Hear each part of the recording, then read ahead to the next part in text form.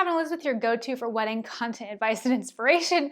And in today's video, we are going to be talking about a couple of different wedding disasters and how to prevent them or at least fix them if they are going wrong at your wedding. So let's go ahead and jump right in. This first one I was inspired by because I saw a TikToker talking about it, and this would be a situation where perhaps a malicious person in your life figures out who your wedding vendors are and gives them a call and tries to cancel that service for your wedding, and then therefore that vendor does not show up at your wedding. If you think this is even remotely a possibility in your life, or maybe you just even have a really controlling parent who might try to meddle in your wedding affairs, what you could do is when you book your vendor or vendors, you could tell them explicitly that you do not want anybody to be authorized to make any changes to your wedding unless that change is coming directly from your email. And even further, you could say it must come from your direct email and have a specific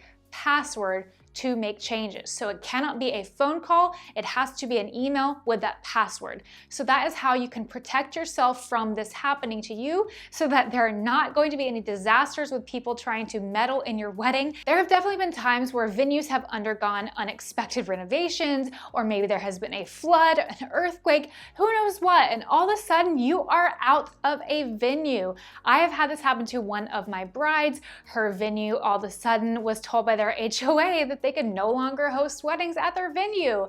And so if this happens to you, this is a really great reason why to have a dedicated wedding planner or coordinator, not just a venue coordinator that comes with the venue. Because if you only have a venue coordinator that came with that venue, they likely are not going to continue to help you after you do not have the venue anymore. So if you have your own wedding coordinator, wedding planner, they are likely to jump in and now help you find a new venue. So it's a really great reason to have someone on your team.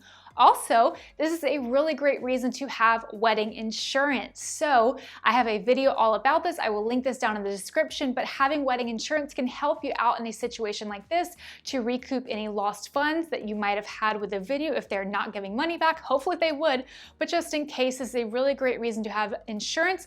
And now you can jump into action and help with a planner finding a new venue, or you can just start looking for a new venue. If you do not have a planner, just the wedding insurance can help you, and you can jump into action and find a new venue. In the event of a downpour, this is a time when you are definitely going to want to have had a rain plan in place.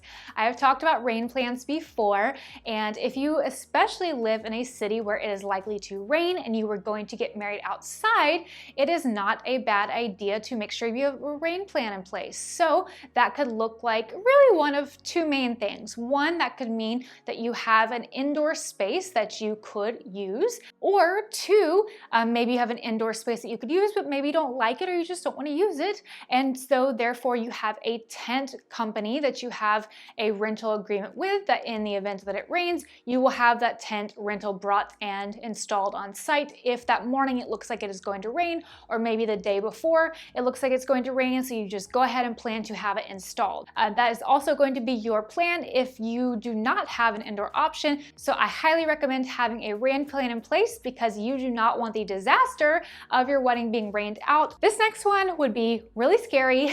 Say one of your vendors does not show up. And this again is a really great reason to have a wedding planner, because your wedding planners are going to be in pretty good communication with all of your vendors leading up to the wedding day, confirming arrival times, confirming all the planning, timeline details, things like that. So I think it would be pretty hard for one of your vendors to not show up if you had a planner involved, but if you don't, just make sure that someone from your family or you have been in touch and have heard from and got confirmation from all of your vendors at least within the last 2 weeks of your wedding date. So that is going to be really important. Now, let's say one of your vendors does not show up. If you do have a planner, the planner should hopefully be realizing this or recognizing this, or someone needs to tell them, and they can hopefully step in and resolve it, sometimes without you even knowing. That is the nice thing about having a planner. Things will go wrong and you will never know it, and they will never tell you about it. Or maybe they'll tell you after the wedding, after you'll never have known it. And so if you do not have a planner, your family members will need to step in and resolve the issue however possible. So let's say the cake baker doesn't show up. Well, someone's gonna need to run to a grocery store or a bakery and pick up a cake. And Nothing Bundt Cakes is pretty good, people, and it's pretty cheap. So you can go run and get one of those. Now, obviously, it's going to be pretty devastating if it's someone like your photographer or your officiant. I guess somebody could maybe get ordained. I don't know how long it takes to actually get legalized, but you could try to do the best you can. I mean, worst case scenario, someone could take photos on their iPhone. That's obviously not ideal. That's horrible. Maybe you can call up, like get on your phone, call people, call people, call people. That is the best thing that you can do. This is not ideal, but it is like emergency game time. Get your maid of honor, get your best man, get everybody into action. You focus on what you were doing, have your hair and makeup done, whatever it is you're doing, just try to relax, let other people handle it, okay? That is the key to trying to enjoy your wedding day as much as possible, is putting it off on other people. Tell them to leave the room so that they're not freaking out and doing all this in front of you. Tell them to go to another room and handle it. And then you just sit there and you enjoy your cocktail, you enjoy your apple juice, whatever you were doing, just enjoy the day and don't think about it and let them handle it and resolve it. This next one is all about family drama. If you have a family member who you think might cause drama at the wedding, obviously, if you can get away with not inviting them, that is great. And then I would say, do that. In this day and age, I think it's becoming a little bit more the norm of getting family members out of your life who do not respect your boundaries and your day. But if you do have to invite them to your event, there are a couple of things that you can do to help mitigate that drama. One thing you can do is you can assign someone like your maid of honor or a bridesmaid or someone, or even your wedding planner, to watch out for this drama and to try to break it up as soon as they see it, or to try to keep certain people apart, or to try to keep them away from you. So if they ever see them approaching you, they kind of step in and try to talk to those people. Let's say that person only gets a certain way when they've been drinking. You can tell the bartender, point them out, say to the bartender, if you see this person, serve them half the amount of alcohol per drink and do not overserve them.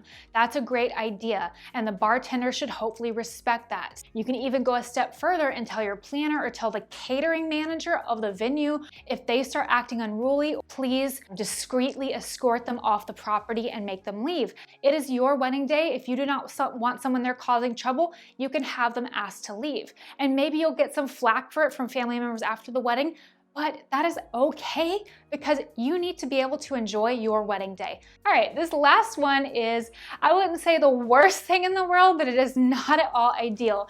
And I have seen this happen. It is very sad. And that is when everybody's on the dance floor and something goes wrong with the sound. The music cuts out, whether you had some sort of like iPod on a speaker or you had a DJ and their music cuts out. Now there are a couple of solutions to this. It is not ideal. Maybe it's just a holdover until you can get the main sound working again. Now, are these perfect solutions? Absolutely not. One thing you can do is you can ask anybody, does anybody have like a pair of portable speakers or whatever you can stick a phone to or Bluetooth it to the little speakers, and maybe that can work if you have a small enough venue. So that might be something that can work. I mean, I'm sure we all know someone who likes to bring their little speakers with them to create little parties in their hotel room or whatever. Another option, maybe if you guys are really, really close to a parking lot, it's some little outdoor venue, everybody pulled up next to a field, I don't know. Maybe somebody can run some music through their car and just play it really loudly. That could be another option to get you guys through it.